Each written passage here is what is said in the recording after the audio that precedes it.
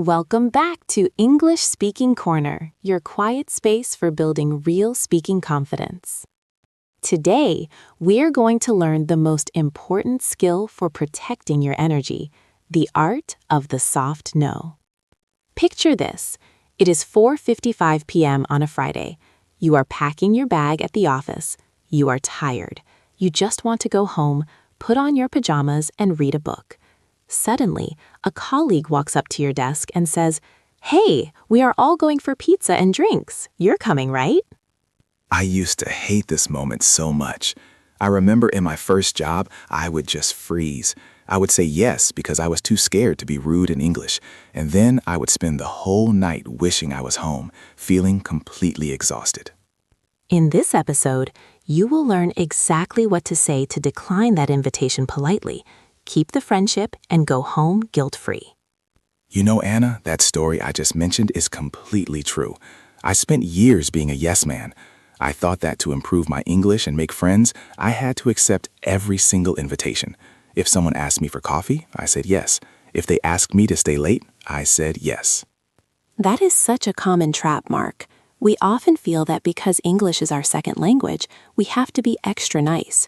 We worry that if we say no, people will think we are unfriendly or that we do not understand the culture. So we sacrifice our own routine and our own energy just to be polite. Exactly. And the problem is that eventually you burn out. You stop enjoying the social interactions because you feel trapped by them. I remember one week where I had 3 dinners after work. By Friday, I was so tired I could barely speak English properly. My brain just shut down. That is a perfect example. When you are tired, your language skills actually get worse. Your grammar slips, you forget vocabulary, and you feel more anxious. So protecting your rest time is actually a study strategy. You need to recharge so you can speak well the next day. I love that perspective. Resting is part of studying. But Anna, the big problem is the vocabulary. In my native language, I know how to say no gently. In English, I always felt like my no sounded too harsh. I would just say, "No, I can't." And it felt like a slap in the face. That is what we are going to fix today. In English, a direct no can sound quite aggressive, especially in a social situation. If you just say, "No, I am not coming," it sounds like you are angry. Native speakers rarely use a direct no for invitations. Instead, we use a structure I call the soft no. The soft no. I like the sound of that. It sounds comfortable. It is comfortable. It is a sandwich technique. It has 3 layers.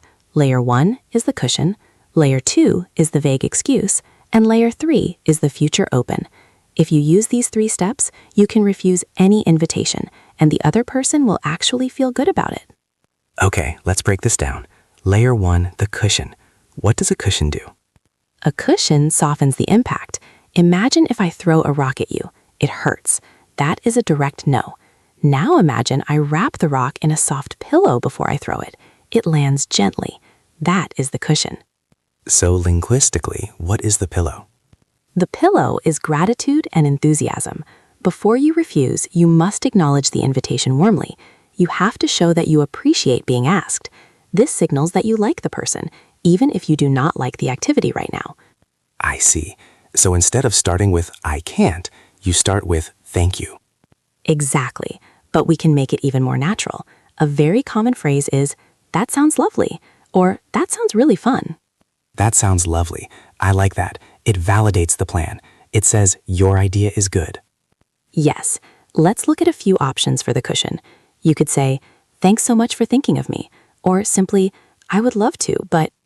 "I would love to, but" is a classic. It immediately tells the listener that your heart wants to go, but your schedule does not allow it. It takes the rejection away from the person and puts the blame on the situation. Precisely. Let's practice just this first step. Listen to these cushions and shadow them during the pauses. Imagine your colleague just asked you to dinner. "That sounds really fun. Thanks for thinking of me. I'd love to, but..." Okay, I can feel the difference already. If I say, "That sounds really fun," the air in the room feels lighter. I'm not rejecting them. Correct. Now we move to Layer 2, the vague excuse. Mark, when you first started learning English, did you try to give detailed reasons for why you couldn't go somewhere? Oh, absolutely.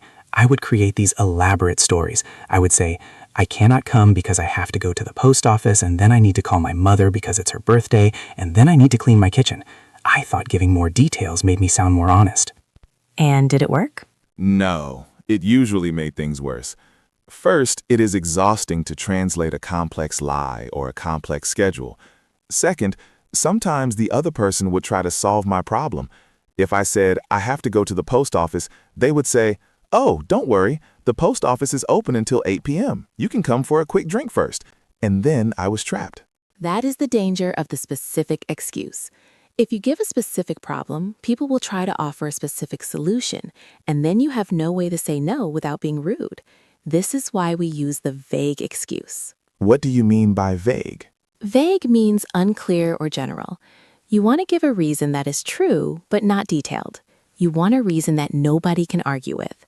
My favorite one is simply, I have had a long week and I need to recharge. I need to recharge. That is powerful. Who can argue with that? If you say you are tired, nobody is going to say, no, you are not. Exactly. It is a feeling, not a logistic. You cannot debate a feeling. Another great one is, I have a few things to take care of at home. I have a few things to take care of. That is brilliant. Those things could be washing the dishes, or they could be staring at the wall for 2 hours. It doesn't matter.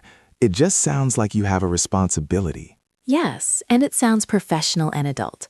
I have a bit of a busy evening ahead. That implies work or chores, but you don't have to specify what they are. This is so much safer. You don't have to worry about grammar mistakes when describing a complicated situation, and you don't have to worry about getting caught in a lie. Let's practice some vague excuses. Remember to say these with a falling intonation, which sounds regretful but firm. I've had a really long week and I need to recharge. I've got a few things to take care of at home. I'm a bit behind on some personal stuff. Personal stuff is the ultimate shield. Nobody asks what personal stuff is because they are afraid it might be embarrassing. Exactly. Use privacy to your advantage. So now we have the cushion, that sounds lovely, and the vague excuse, but I need to recharge. We could stop there, but to be truly polite and keep the connection strong, we need layer 3, the future open. The future open. This is where we suggest meeting at a different time, right? Yes, this step is vital because it proves that you are not rejecting the person, you are rejecting the timing. Even if you don't have a specific date in mind, offering a maybe later keeps the door open. A very common phrase I hear is a rain check. Can we use that? Can I take a rain check is a wonderful idiom. It comes from baseball games. If a game was canceled because of rain, you got a ticket for a future game. So saying, can I take a rain check means, can we do this another time? It is very friendly and native sounding. What if I am not sure when I will be free? You can keep it vague too. You can say, maybe next time, or let's catch up next week instead. Maybe next time is short and sweet. It signals that you expect there to be a next time. Let's practice the future open. Maybe next time, can I take a rain check? Let's try for next week instead. Okay, so we have the 3 parts, the cushion, the excuse, the open. Now we need to build the sandwich. We need to put them all together into one smooth paragraph. This is where your flow comes in. Let's go back to our Friday afternoon scenario. The colleague says, hey, come for pizza. You don't want to go. Here is the full response. That sounds so fun. Thanks for asking. Honestly, I've had such a long week that I just need to go home and recharge tonight. But have a great time. Maybe I can join next time? Wow, that sounded so nice. If I were the colleague, I would not be offended at all. In fact, I would probably say, totally understand. Go get some rest. That is the reaction we want. You are setting a boundary, but you are doing it with kindness. Let's try another scenario.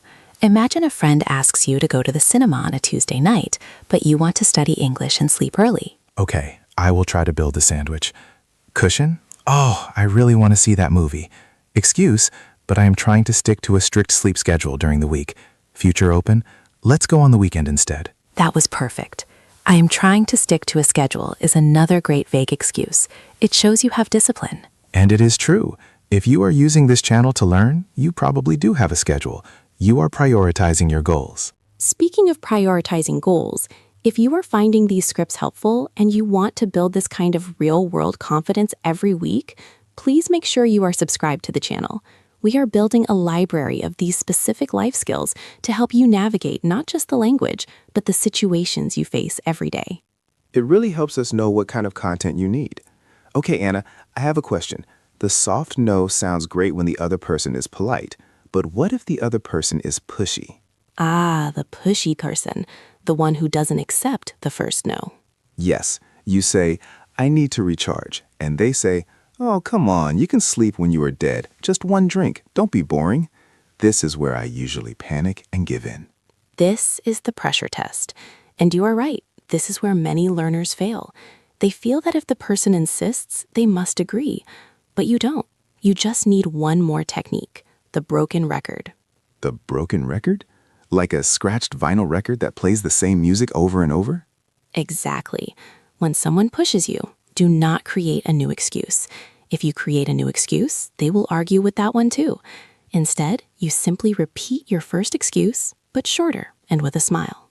So if I said, I need to recharge, and they say, come on, just one drink, I just say, I need to recharge again? You say it with a slightly different wording. You say, I know, it sounds fun, but I really am completely drained. I'm going to head home. Have a drink for me. Have a drink for me. I love that. It participates in the fun without being there. Let's role play this, Mark. I will be the pushy colleague. You try to hold your boundary using the broken record. Okay, I am ready. I am tired. I want to go home. Hey, Mark, we are heading to the karaoke bar. You have to come. It's going to be hilarious. Oh, that sounds amazing. Thanks for inviting me. But honestly, I've had a crazy week and I really need to catch up on sleep tonight. Maybe next time? Don't be like that. You can sleep tomorrow. Just come for 1 hour. Come on, everyone is going. I know. It sounds great, but I'm really just too tired to be fun tonight. I'm going to skip it. You guys have fun though. Fine. You're missing out. See you Monday. See you Monday. Wow, that was actually quite hard emotionally, even in a role play. I felt the pressure to say yes when you said everyone is going. It is hard. That is FOMO, fear of missing out. But did you notice what you did? You didn't invent a new lie. You just repeated, I am too tired to be fun. That is a great phrase, by the way. I am too tired to be fun.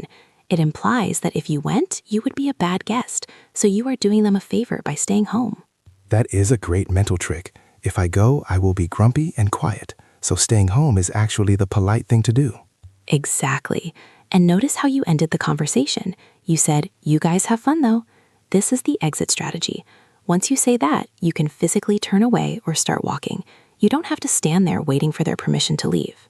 That is a key point, body language. You can deliver the perfect script, but if your feet are glued to the floor, you are still stuck. You have to say the line, smile, and then move. Let's look at one more scenario, one that is perhaps a bit more difficult than a party. What about extra work? Imagine your boss or a team leader asks you to stay late on a Friday, but it is optional. This is the hardest one because you worry about your career. You worry that saying no makes you look lazy. In this case, the cushion and the future open are even more important. You need to show that you are a team player, but you have a prior commitment. And remember, a prior commitment can be your personal time. So how would you phrase that? Let's say the boss says, hey, can anyone stay late to help organize the file room? You could say, I would love to help out, but I actually have plans immediately after work today, so I can't stay. I can definitely help first thing on Monday morning, though. I see what you did there. You offered a future open that was work-related. I can help Monday morning. Yes, this is the counteroffer. If you can't give time now, offer time later. It shows you care about the work, you just can't do it right this second. And notice you used the phrase, I have plans. You didn't say what the plans were. The boss doesn't need to know that your plan is watching Netflix. I have plans is the professional version of I have things to do. It is a complete sentence. No boss should ask, what plans? And if they do, you can just smile and say, just a personal commitment. I think the fear for many of us is that people will stop inviting us. If we say no using these techniques, will the invitation stop coming? That is a valid fear. But think about your own friends. If a friend says to you, I can't come tonight, I'm exhausted, but I'd love to see you next week, do you stop liking them? No, I actually respect them. I think, wow, they take care of themselves, and I am happy to see them next week when they are rested. Exactly. People respect boundaries. When you respect your own time, other people respect it too. If you are always available, always saying yes, people might actually value your time less. That is deep. Scarcity creates value. If Mark's time is hard to get, then having dinner with Mark becomes special. Precisely. And from a language learning perspective, being able to negotiate your time is a B2 C1 skill. A beginner just says yes or no. An intermediate learner explains why. But a confident speaker manages the interaction. They control the outcome. I feel much more confident about this now. I have my sandwich. I have my cushion. That sounds lovely. My vague excuse, I need to recharge. And my future open. Maybe next time. And you have your broken record for the pushy people. I really am just too tired. I think the most important thing for me to practice is the tone. I need to make sure I sound warm. Yes, your voice carries 80% of the meaning. If you say these phrases with a flat, robotic voice, they might sound cold. You need to smile while you speak. Even on the phone, people can hear a smile. So a warm, regretful tone. Oh, I'd love to, but... Perfect. It sounds like you are disappointed that you cannot go. That makes the other person feel valued. You know, Anna, this also applies to small things, like at a store.